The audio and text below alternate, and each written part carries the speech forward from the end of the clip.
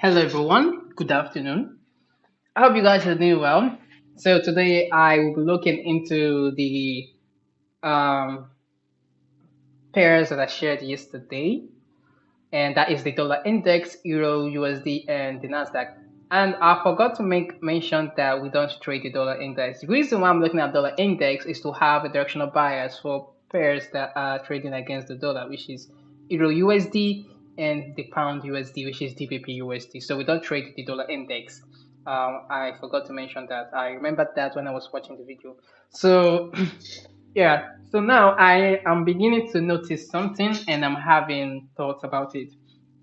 And that is what the market is currently doing today. So I saw that on the 4 hour time frame, and this is what I saw.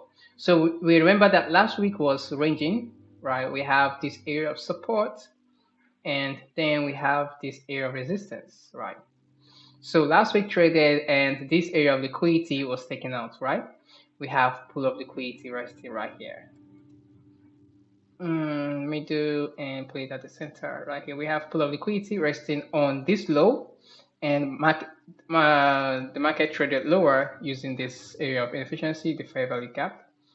All right, and it reacted from there, so down to take the liquidity, and what we did was a sweep right there, taking out this low also. So now the next thing that comes in mind is what is responsible to take that low, because we know that whenever price is trying to trade into a point of interest like area of inefficiency or area of an old block, if it was to have a bullish bias, the market is to come into your point of interest with a bearish structure. Then if that demand has to be violated, that bearish structure will violate that what's it called, your demand zone, and then kick your demand out of the market. And if your demand zone is a valid one, it will break the supply that is pushing price into that your point of interest, and then give you confirmation to go bullish. Same thing goes for a bearish buyers. So what is responsible to take this liquidity? We have this area of inefficiency and this order block that we have right here, in which price reacted to that today. Okay, that was on Sunday opening price, and the market is trying to kick that supply out of the way. So now, as I was saying this, I went back to my higher time frame, which is the daily time frame, right? Sorry, not the daily time frame, the weekly time frame, which is where I have a point of interest.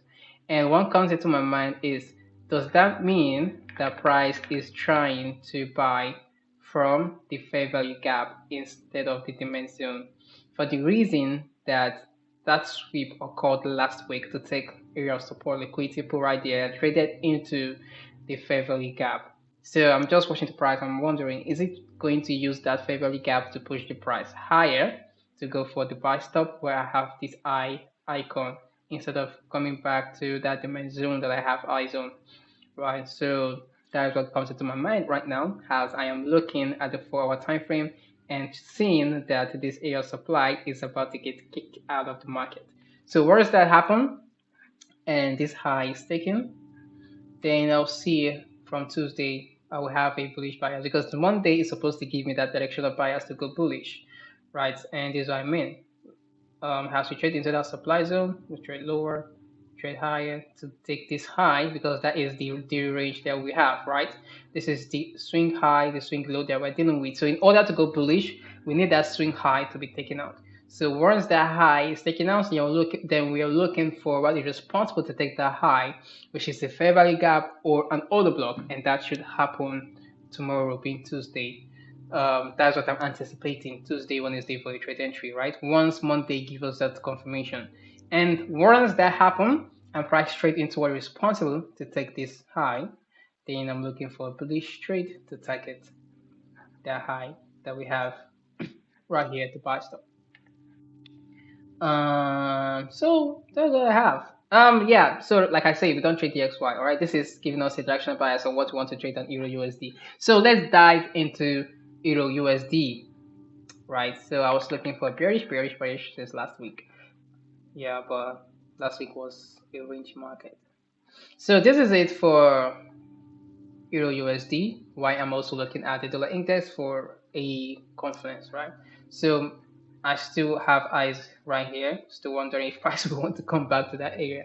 So yeah, but I need to pay attention to how this week is gonna close, right? So that's my main focus, the weekly candle. So yeah, this is what we have right here. So this low, we have this high, we have this low. This low was responsible to take this high right here. So we mark that as an area of entry, right? But the market closed at that old block last week. So it's a very risky one. So now if this other block is, if that area of demand is taken out, and I also have this swing low being broken, then I'm looking for responsible for that, which is this right here. Why I'm also looking at the dollar index reaction from the point of interest I showed before, right? So yeah, we see how today we close, and once tomorrow open, I'm looking for my directional bias. So I still have the supply zone right here. All right, this supply is responsible to violate this demand, but we need it to break structure in order to be confident to execute trade from that point of interest, right? Okay, while looking at the dollar index, all right, everything comes in line with what the dollar index is showing us. So now Nasdaq.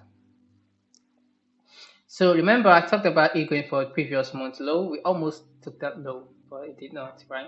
And then we were looking at the daily time frame. The daily time frame was this area of supply. So I am still having eyes on that. So once Tuesday opened, I'm looking for a sweep on today's high. Right. So because the reason I'm anticipating that is because of this fair value gap right here. Okay, so once Tuesday or Wednesday open, I will be expecting to take a shot from this inefficiency. I'm expecting a reaction for that fair value gap, and then yeah, to look for lower pricing on the Nasdaq, right? Because we need to take that previous month low, and then the whole of this inefficiency, like I've been mentioning before. So that is what I have, and tomorrow we are diving in. So yeah, take care, guys. See you next time. See you tomorrow. Take care and be safe.